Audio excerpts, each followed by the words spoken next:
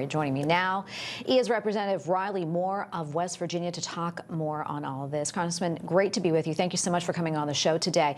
FAA Administrator Brian Bedford says that they're really doing their best to relieve pressure from the air traffic controllers, but there is still a lot of concern, as we know. How concerned are you, and when do you think this will end? When will the shutdown end? Before the holidays? Well, I think certainly before the holidays. And yes, this is just terrible. It's awful. And the American people are being held hostage by the Democrats in the Senate right now. And I think there's, unfortunately, no length or period of pain that they're willing to inflict on the American people to achieve their own political purposes, which I think is just beyond disgusting to me. I mean, so we're now impacting people's safety in the skies so they can give health care to illegal immigrants, which doesn't make any sense, I think, to most normal Americans here out in the world. So the shutdown itself, yes, I do think, though, we're coming closer to a deal. And I think what that's going to look like is a new continuing resolution that will either go to December or mid-January, and that will be packaged with 3 appropriations bills, which would be military, construction, veterans affairs, agriculture, and the ledge branch appropriations bill, kind of a little 3-pack there. And then with that done, we will continue through the appropriations process. I mean, here in the House, we've already passed all 12 bills out of committee. We've already passed 3 on the floor. We are ready to go to conference on all of these and move forward and actually get back to regular order and fund this government, and which also has President Trump's priorities inside of them as well. Yeah, and besides of all the travel troubles, this is causing folks to shut down. We also know it's causing a lot of pain when it comes to SNAP benefits. Talk to us a little bit more about that. I know many of your constituents that is in West Virginia rely on those benefits.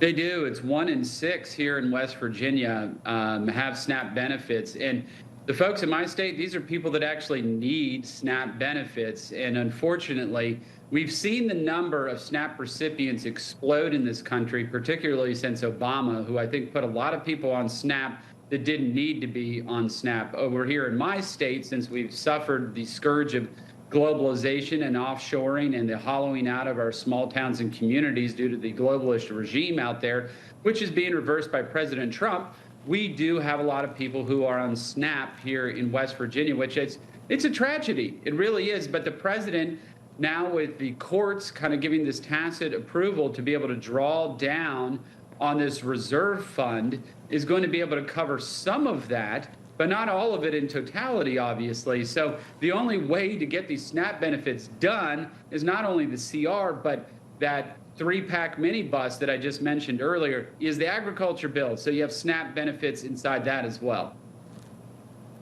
Congressman, before I let you go, let me ask you this. Do you think the Democrats are finally starting to feel the pressure to reopen the government? I know so many people are calling them to do it. Of course, even now, union leaders, such as the president of the Teamsters Union and the head of the Federal Workers Union, they want to get this done as well. Do you think they're finally going to cave? I think they are going to cave. It's going to come with not only them opening the government, but I think Leader Thune is going to have to give them a vote on these ACA tax credits extensions. So they're going to get a vote on it. That's not a guarantee that it's going to pass, obviously. And that's not a guarantee that it's going to pass or even run in the House. Who knows if it even gets over to us. So they'll get a vote on it, and which obviously gives them a little hobby horse there to continue to talk about the exploding cost of health care, which they literally caused themselves. But I think that might be enough to answer the mail for the Democrats. Yeah, we have a little bit of time left still, which is good. So I want to ask you about the elections on Tuesday. Of course, the Democrats, they really swept up there. President Trump says that there is actually 2 reasons for that blue wave. Let's listen. I thought we'd have a discussion after the press leaves about what last night represented and what we should do about it, and also about the shutdown and how that relates to last night. I think if you read the pollsters, the shutdown was a big factor, negative for the Republicans, and that was a big factor. And they say that I wasn't on the ballot was the biggest factor. Representative Moore, I want to get your reaction to what the president had to say. Do you agree?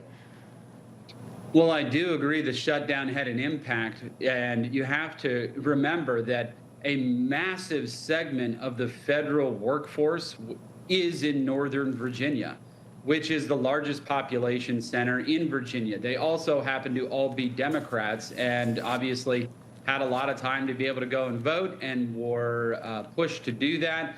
And this, obviously, the shutdown, they have blamed on us, the Democrats.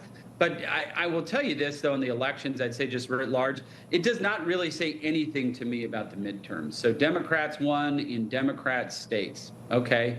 I don't really think that that says too much about the midterm elections to me. We're a year out from that, so I think it's a little early to start forecasting based on that. I think candidate quality was also an issue in this. And unfortunately, yeah, I mean, we got drummed in those elections, but I can't say I was that surprised by it, to be honest with you. Yeah, Congressman Riley Moore, thank you so much. And make sure you stick around because we're going to talk with you on the other side of the break in about 10 minutes. Will do.